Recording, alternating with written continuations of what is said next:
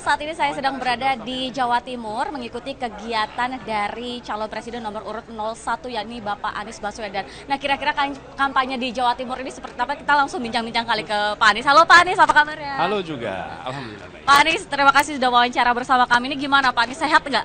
Sehat alhamdulillah. Perjalanan yang penuh dengan kenangan, luar biasa, menyenangkan sekali. Pak Anies ini setiap harinya tuh bisa sampai 5-6 titik, tapi Pak Anies ini selalu bugar. Bisa dikasih tips ya nggak sih Pak, apa yang bikin?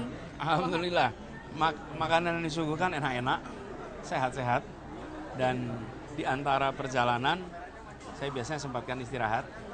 Nah, itu aja, yang lain karena ketemu dengan rakyat, mendiskusikan apa yang menjadi masalah bagi mereka, itu membuat energi tersendiri, menyenangkan karena itu jadi tidak melelahkan.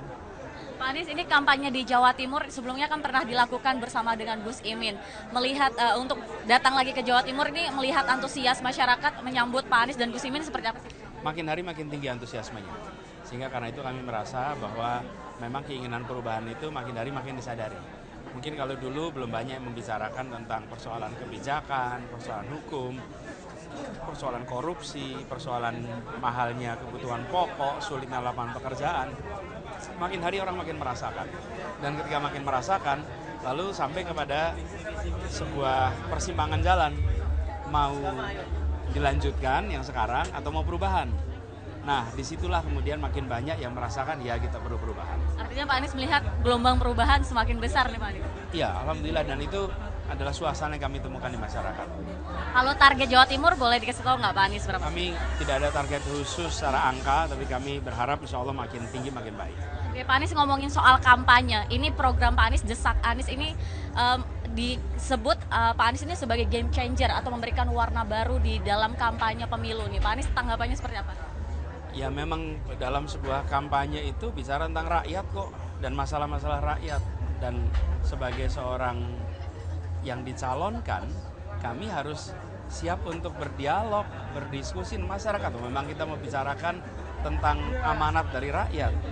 Mereka nanti akan menitipkan kewenangan, dan di dalam titipan itu adalah pajak mereka dititipkan kepada kami untuk nanti dikelola. Dari kami mulai dengan berdialog. Dan dengan begitu kami ingin menghormati rakyat dengan mengatakan Anda diberi kesempatan untuk memilih berdasarkan yang kami pikirkan, yang kami putuskan, cara bekerja, dan itu semua bukan soal iklan-iklan, soal potongan-potongan kutipan, tapi dialog yang lengkap. Nah, kita ingin masyarakat tidak lagi diberikan oleh calon itu hanya citra tanpa fakta. Nah, kami ingin citra itu terbentuk berdasarkan fakta. Caranya ya dialog, ya tukar pikiran, silahkan bertanya apa saja. Tapi kalau sekedar masang foto, bikin rekaman, itu kan satu pihak ya, tidak ada suasana dialog. Nah, itu yang kami tawarkan, sekaligus saya ingin sampaikan kepada rakyat Indonesia. Pada akhirnya rakyat harus memilih. Kami jelaskan apa yang jadi pikiran kami, gagasan kami, silahkan dicek. Belum tentu sama dengan pandangan teman-teman semua, tapi paling tidak dari 100 hal mungkin tahu, oh nih ada 90 yang saya setuju, ada 10 yang saya beda. Tapi kalau tidak ada dialog, dari mana tahu mana yang sama, mana yang beda? Nanti akhirnya ketika sudah dapat kewenangan baru kecelek, ternyata pandangannya beda ya, ternyata kebijakannya beda ya, ternyata nggak seperti yang diduga ya.